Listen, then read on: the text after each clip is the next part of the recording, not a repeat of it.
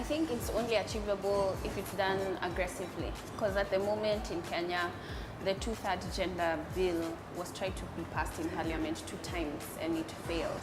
So as much as, for instance, the election of 2017, we had 2,077 women vying for elective seats out of 14,000. So you can already see the disparity between men and women. And so we're going to have more engagement with not only young women, but also women in the importance of having that 2063 agenda fulfilled. So I think it's a possibility, but that would mean strategic organizing, that would mean implementation, focus, and ownership. I think Africa has always been ready. It is more a term of Africa being slowed down by a lot of issues that we are dealing with at local levels. People are talking about gender equality, quotas, women being represented in office, and so on and so forth. But the problem really goes beyond that. We have serious issues such as, the respect of basic human needs and basic human rights.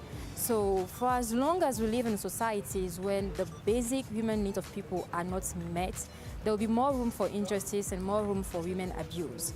So if we make progress on those, we can capitalize on them, and then more women will have the ability to get involved in politics efficiently, because it's not just about having women in parliament, but having them being in parliament doing what is right. So 2063 for me is way too far, but I hope we get there. At least we get the goals that they have achieved for themselves. But we should actually target making small gains at each level before 2063. Okay, first of all, 2063, I think it sounds quite far, but it's going to come quite far. So I think there are quite a number of things we need to take into account. Obviously, I do believe it's possible, but there are some conditions we need to, be able to work on together as a society. So first of all, it's changing attitude. We have got so many cultural beliefs that really put women down in terms of, life in society and community. You have got harmful practices. You have got so many other nefarious, harmful practices that are there that impede women's empowerment on the continent. And that's one point, but also try to understand the society of women, the place of women in the society, where the place women occupy. How can we make sure that the raising boy and girl at the same level, but it needs to start at home. We can't wait until that boy goes out and expect him to believe in gender equality if he doesn't start at home. And secondly, when it comes at the government level, a policy level, is about having those wonderful policies we already have in place, but how can we implement them? Because there's no point having, it's still worth ratifying those international instruments, but they need to be domesticated at national level, also regional and continental level. And I think that's something that's lacking a lot. Most of our countries have got wonderful constitutions, laws, policies, strategy they take, but when it comes to implementing it, I feel like there's no really, we can't see much result. And those need to have a meaningful impact on everyday life of the young girl, but also the woman as well. And how can we do that? I think first way is how can you put a system in place that we could make sure whatever instrument of our government ratify, we hold them to account. We got to put a system in place because this is really important. This is not only when it comes to women's rights. It's anything to do with around government policies in Africa. We have a total lack of accountability, and this means if there's no accountability from the citizen to the government, that means we won't measure what are the progresses we have.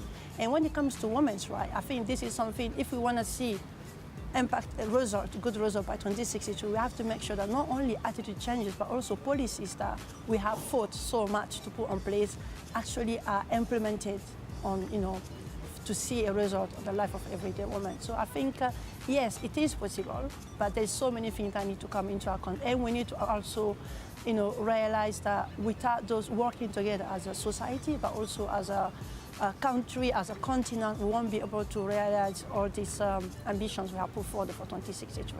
I believe it's possible that we can achieve gender equality, but then I think it starts with us as women, firstly. There are still women who are still against gender equality, which I think is something that needs to be addressed. So it starts with our own interest, and then I think gender equality is for everyone to come on board. We can't do it alone. We need the men on our side as well to see that this is something we can work together. We're not supposed to be two separate teams. So I think if we can agree on that, we might achieve that.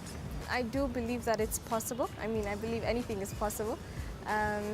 But what it would require is also beyond women empowerment and putting in place all these policies is really a change at a personal level.